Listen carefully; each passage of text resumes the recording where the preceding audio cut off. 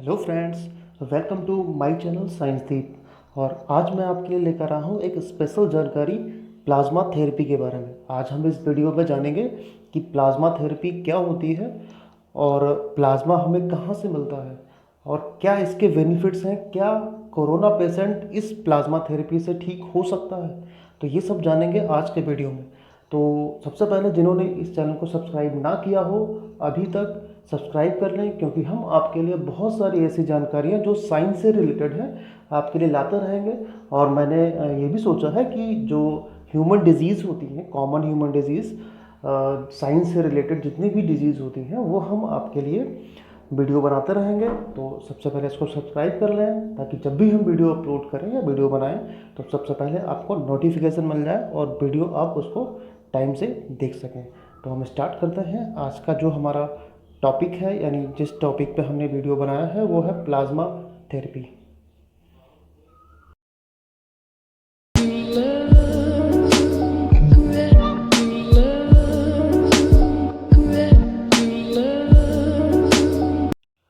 Plasma therapy ये कोई हमारे लिए नई थेरेपी, नई टेक्निक नहीं है। ये इसका प्रयोग जो है 130 साल पहले भी हो चुका है। जब कभी जैसे किसी पेशेंट में अगर कोई भी इन्फेक्टेड पर्सन होता है किसी भी बीमारी से, तो उसके शरीर में एंटीबॉडीज़ बन जाती हैं उस बीमारी से लड़ने के लिए। अगर उस बीमारी की कोई भी वैक्सीन या दवाई नहीं बनी हुई है तो उस शरीर, उस बॉडी यानी उस पर्सन के शरीर से ब्लड निकाला जाता है और ब्लड से प्लाज्मा अलग कर लिया जाता है। फिर दूसरे इन्फेक्टेड पर्सन से, यानी जो ठीक हो चुका है उसके शरीर से निकालकर दूसरे इन्फेक्टेड पर्सन के शरीर में वो प्लाज्मा चढ़ाया जाता है ताकि उसके शरीर में वो एंटीबॉडीज़ बन सकें। तो इससे दूसरे जो पेशेंट होता है उसका शरीर भी कैपेबल हो जाता है उस बीमारी से लड़ने के लिए। तो उस बीमारी में उससे भी वो ठीक हो जाता है। तो इसमें हम सबसे पहले जानेंगे कि प्लाज्मा थेरेपी में प्लाज्मा क्या होता है और कैसे निकाला जाता है। एक्चुअली प्लाज्मा जो होता है, प्लाज्मा येलो कलर का पार्ट होता है हमारे ब्लड में। ब्लड में जो येलो लिक्विड होता है वो प्लाज्मा होता है। वो भी मैं आपको डिटेल में बताता हूँ। पहले हम जाने इंडिया में सबसे पहले इसका प्रयोग केरल ने किया है। आईसीएमआर एक संस्था है, ICMR Indian council for medical research, जिसने यहाँ पे अप्रूवल दे दिया है। और कई सारी जो स्टेट हैं उन्होंने अप्रूवल लिया है, जैसे पंजाब, केरल, तमिलनाडु, महाराष्ट्र। इन्होंने इसका अप्रूवल ले चुके हैं केंद्र सरकारों से और ट्रायल स्टार्ट कर दिया है। तो इसमें सबसे पहले हम जानते हैं कि प्लाज्मा क्या होता है।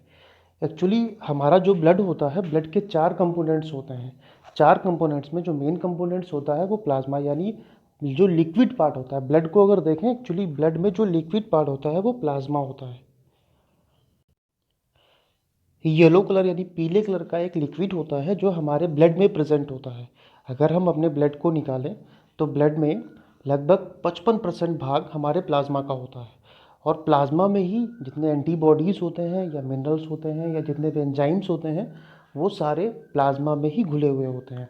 तो किसी भी जो ठीक हुए पर्सन से निकालकर जो इन्फेक्टेड पर्सन होता है उसके बॉडी में ट्रांसफ़र किया जाता है प्लाज्मा, जिससे जो एंटीबॉडीज़ होती हैं वो डेवलप हुई एंटीबॉडीज़ उसके शरीर में भी डेवलप होने लगती हैं। लेकिन बहुत सारे गाइडलाइंस होती हैं, उनको हमें ध्यान में रखते हुए इस प्लाज्मा थेरेपी का यूज़ किया जाता है। तो पहले हम आपको प्लाज्मा, जो कि ये आपको दिखाया जा रहा है इस लिक्विड में, ये एक प्लाज्मा फिल है। प्लाज्मा एक तो येलोइश कलर का लिक्विड होता है, ये हमारे ब्लड से अलग किया जाता है। तो अगर हम ब्लड का कंपोजिशन देखें कि हमारे ब्लड में क्या क्या चीज़ें अवेलेबल होती हैं, तो अगर हम ब्लड को कंपोजिशन देखते हैं तो हमारे ब्लड में लगभग 45% प्लाज्मा होता है।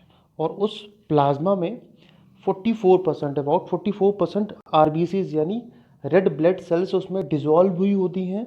एंड 1% में platelets and WBC, white blood cell dissolve हुई होती हैं। तो मेन हमारा जो पार्ट हो गया, यानी ये लिक्विड पार्ट होता है। ऐसे समझें, अगर आपको ब्लड बनाना है तो ब्लड के लिए सबसे पहले आप सेल्स लेंगे जो कि सॉलिड में होंगी, आरबीसी, डब्ल्यूबीसी एंड प्लेटलेट्स।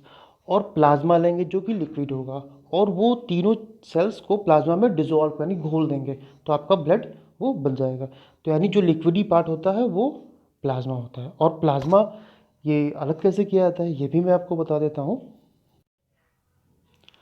किसी भी ठीक हुए पर्सन से, यानी जो पर्सन रिकवर हो चुका है बीमारी से, यानी उसके शरीर ने किसी भी बीमारी जैसे कोरोना के खिलाफ लड़ने के लिए शरीर में एंटीबॉडीज़ बना ली हैं, मीन्स उसके शरीर का इम्यून सिस्टम बहुत स्ट्रांग हो चुका है। लेकिन हर किसी का इम्यून सिस्टम एक जैसा नहीं होता है, तो कुछ पर्सन्स के शरीर में एंटीबॉडीज़ नहीं बन पाती हैं और उनकी डेथ भी हो जाती है। क्यों इवन जब उनकी बॉडी के ऑर्गन्स काम नहीं करते हैं, ऑर्गन फेल्योर हो जाते हैं, तो उनकी बॉडी डेड हो जाती है।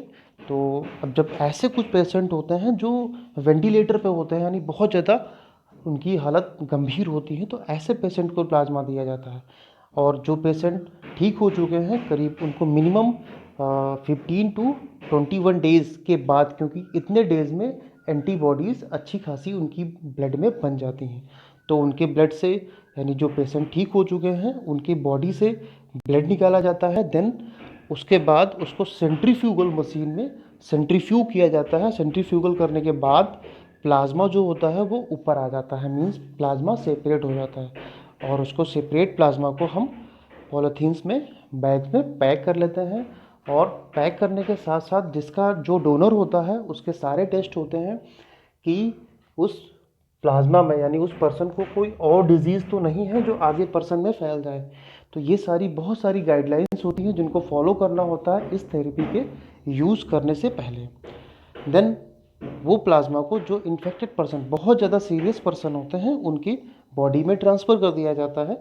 और ट्रांसफ़र करने के बाद बहुत हद तक देखा गया है मैक्सिमम केसेस में कि ये प्लाज्मा उनकी बॉडी में जाकर एंटीबॉडीज़ को बनाता है और उस बीमारी के अगेंस्ट में फाइट करता है और उसको भी ठीक कर सकता है। यानी एक पर्सन एवरेज 4 पर्सन्स को ठीक कर सकता है, और वो भी बहुत ज़्यादा दिनों में नहीं, 5 to 7 डेज़ में उसको रिकवर कर सकता है, यानी उस बीमारी से रिकवर कर सकता है।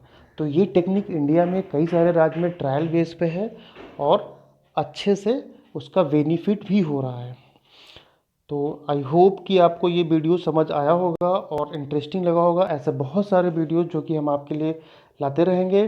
तो इनको अगर ये जानकारी अच्छी लगी हो तो प्लीज़ आप वीडियो को लाइक कर दें और हमारे चैनल को शेयर कर दें, ताकि ऐसी जानकारी सबके पास पहुंचती रहे।